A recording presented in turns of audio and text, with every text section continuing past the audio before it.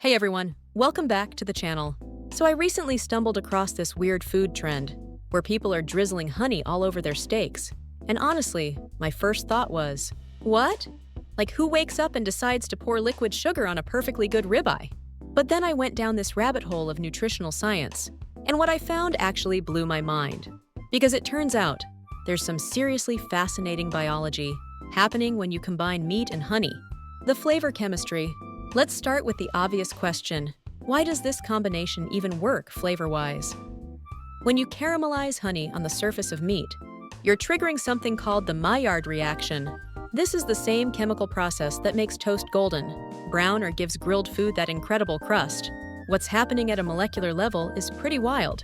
The amino acids in the steak are reacting with the sugars in the honey at high temperatures, creating hundreds of different flavor compounds. A study published in the Journal of Agricultural and Food Chemistry identified over 600 volatile compounds that form during the Maillard reaction in cooked meat.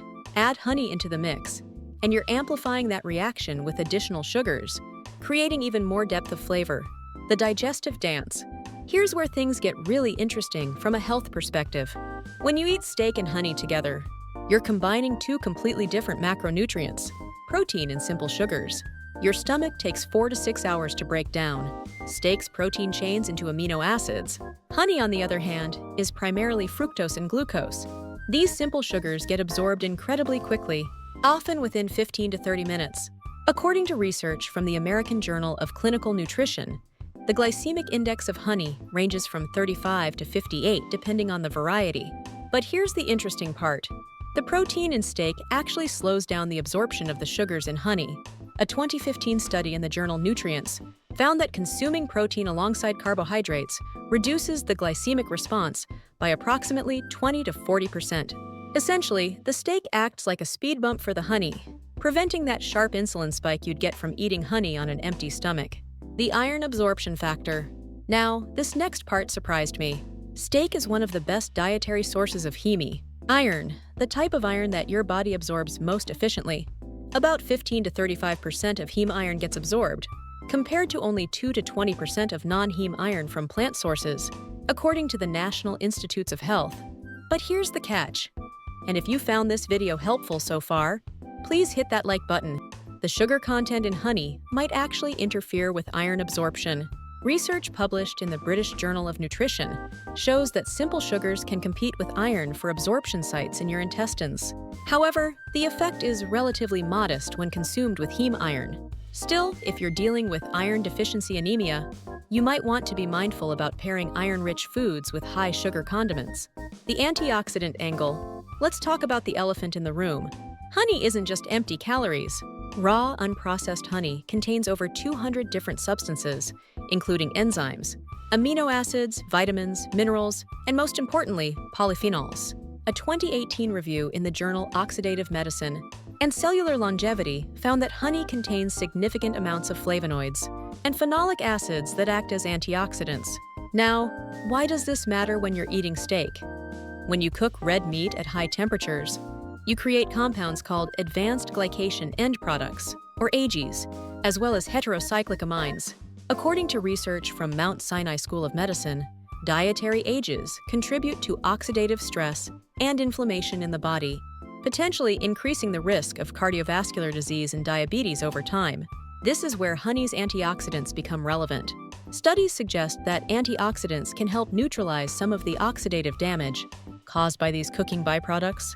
A 2014 study in the Journal of Food Science found that marinating meat in honey reduced the formation of heterocyclic amines by up to 49%.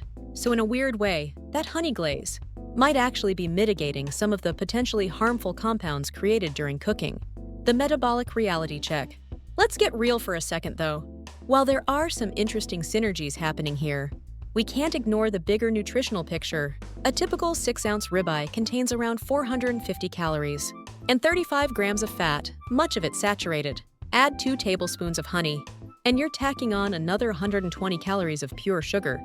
That's 64 grams of added sugar, which is more than double the American Heart Association's recommended daily limit. The World Health Organization recommends limiting free sugars to less than 10% of total energy intake.